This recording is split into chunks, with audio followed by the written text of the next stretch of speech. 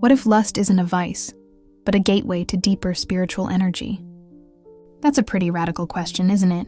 For centuries, across countless cultures and religions, lust has been demonized. It's been branded as a sin, a weakness, a base desire that pulls us away from the divine. We're taught to suppress it, control it, or even eradicate it. But what if all of that advice has been fundamentally misunderstanding one of our most potent life forces? Today, we're diving deep into the controversial, yet profoundly liberating teachings of Osho, a mystic who dared to challenge these deeply ingrained beliefs. Osho didn't just reframe lust. He revolutionized our understanding of it. He saw it not as something to be ashamed of, but as a raw, untamed energy, brimming with potential. According to Osho, when we repress lust, we don't destroy it. We merely push it underground. It then manifests in distorted ways: anger, resentment, neuroses, and a general lack of vitality. Imagine trying to cap a volcano. The pressure just builds until it explodes or finds another, often destructive outlet. Osho urged us to look at lust not as an enemy, but as a natural, primal energy similar to hunger or thirst. It's a fundamental aspect of our biological and energetic makeup. The key, he taught, isn't to deny it, but to understand it, accept it, and ultimately, to transform it. He believed that within the intense energy of sexual desire lies the very same energy that fuels creativity, love, compassion, and even spiritual awakening. It's all just energy, differentiated by how we perceive and direct it. Think of a powerful river. You can build a dam and generate electricity, or you can let it flood and cause destruction. The river itself isn't good or bad. It's the management of its energy that determines its outcome. So how do we begin this transformation? How do we move from mere desire to something divine? Osho's path isn't about rigid asceticism, but about conscious awareness and a radical acceptance of our whole being. Osho's path is not one of denial, but of conscious awareness. He taught that the key to transforming this energy lies in shifting from an unconscious act to a meditative experience. Acknowledgement and acceptance. The first step is to simply acknowledge your sexual energy without judgment or shame. Instead of seeing it as a problem to be solved, view it as a raw, creative force, a part of who you are. Suppressing it only makes it more powerful and problematic. The power of witnessing.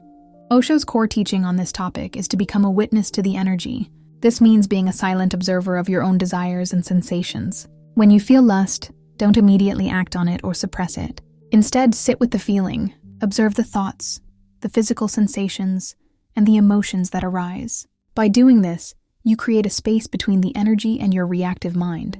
This is the same principle he applied to anger, jealousy, and fear. By watching the energy without becoming a part of it, you begin to understand it. 3. The meditative act. In the context of a sexual experience, Osho advocated for turning the act into a meditation. This is the essence of his take on Tantra. Instead of a hurried, goal-oriented pursuit of orgasm, you engage with your partner with total presence and awareness. You feel the touch, the breath, the sensations, and the connection on a deeper level. By remaining present, the energy naturally begins to move upward, from the physical to the spiritual. The orgasm itself, which Osho called a brief glimpse of samadhi or superconsciousness, becomes a gateway to a more profound, sustained state of bliss. 4. The transformation. As you practice witnessing and conscious engagement, the raw energy of lust begins to change. It's like a stream of muddy water gradually becoming clear as it flows over rocks and through a filter. The energy isn't destroyed, its quality is refined. It's channeled away from a purely biological impulse and into higher dimensions of being. This same life force that was once focused on procreation becomes the fuel for creativity, compassion, love, and a deep connection to existence.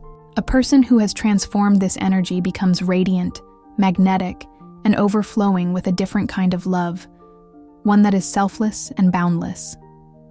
Ultimately, Osho taught that the goal isn't to become celibate or pure by denying a part of yourself. The goal is to become whole by embracing and transcending it. You use the very energy that was once seen as a sin to reach the divine, transforming desire itself into a divine experience. So, why is this understanding so revolutionary? Because it redefines one of our most primal and misunderstood energies. Osho taught us that lust isn't something to be ashamed of. It is a natural, potent force. Think of it not as a moral failing, but but as a pure, raw expression of life's energy. Just like a thunderstorm is a powerful and natural event, so too is our sexual desire. The problem isn't the energy itself, but our fear, judgment, and misunderstanding of it. Osho's teaching provides a path to embrace this energy, not as a source of sin, but as a gateway to deeper awareness and spiritual evolution. By consciously transforming this potent force, you are not denying your humanity, you are elevating it. You are moving from a state of being driven by unconscious urges to a state of conscious, willful creation. The energy that once sought only a physical release is now the fuel for your spiritual journey. This is the ultimate alchemy. This is the art of turning a base metal into gold. You use the very energy that was once seen as a block to God to become more godlike. You don't have to choose between your body and your soul. Osho shows us that by embracing the body completely, with total awareness, the soul is revealed. The journey from desire to divinity is not about suppression, but about total acceptance and conscious transformation. It is the journey from lust to love, from the physical to the spiritual, and from a state of seeking to a state of being. So, what is the ultimate goal here? It's not about becoming a saint by starving yourself of desire. It's about spiritual growth. Osho taught that the energy we feel as lust is a raw, powerful spiritual energy that has been suppressed and misunderstood. It is the same life force that creates art, music, and poetry. The difference lies in where we direct it. Osho's philosophy is about embracing and redirecting this energy. Think of it like a river. A river is a natural force of immense power. Left untamed, it can flood its banks and cause destruction. But when you build a dam, you don't destroy the river. You channel its energy to generate electricity. This redirected energy brings light to homes, powers industries, and creates life. In the same way, the energy of lust, when left unconscious and untamed, can lead to destructive behaviors, addiction, and emotional turmoil.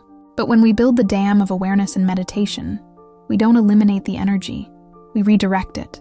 We channel it upwards, away from just the physical and into the higher centers of our being.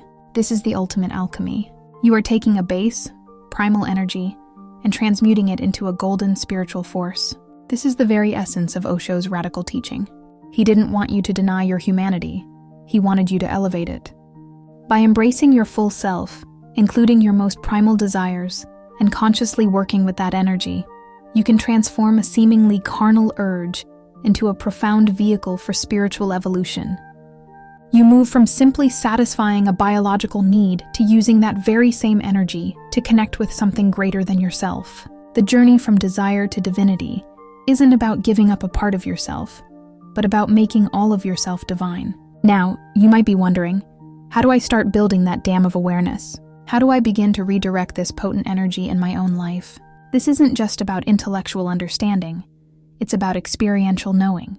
And that's why we have a creative challenge for you. Osho emphasized that spiritual growth isn't about rigid dogma, but about conscious living and authentic expression. So we invite you to interpret your personal energy, and yes, even your understanding of lust, through a creative outlet. Art. Perhaps you could paint, draw, or sculpt what this untamed or transformed energy feels like to you. What colors, shapes, or forms emerge when you think about desire and its potential? Movement. Maybe it's through dance or movement. How would you express the raw power of lust, or the serene flow of redirected spiritual energy with your body? Let your physicality become a meditation. Poetry or creative writing. You could write a poem, a short story, or even a journal entry exploring your relationship with desire. What insights can you gain by putting words to these deep feelings?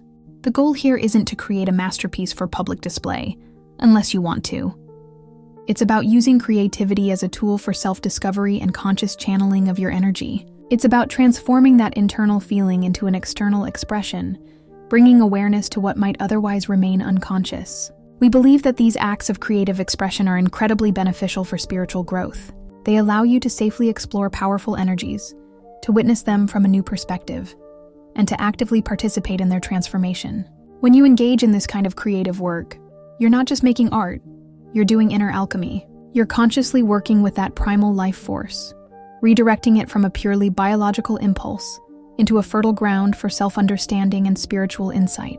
So now that we've explored this radical new way of seeing lust, I want to leave you with a couple of questions. These aren't about right or wrong answers, but about opening up a new way of thinking for yourself.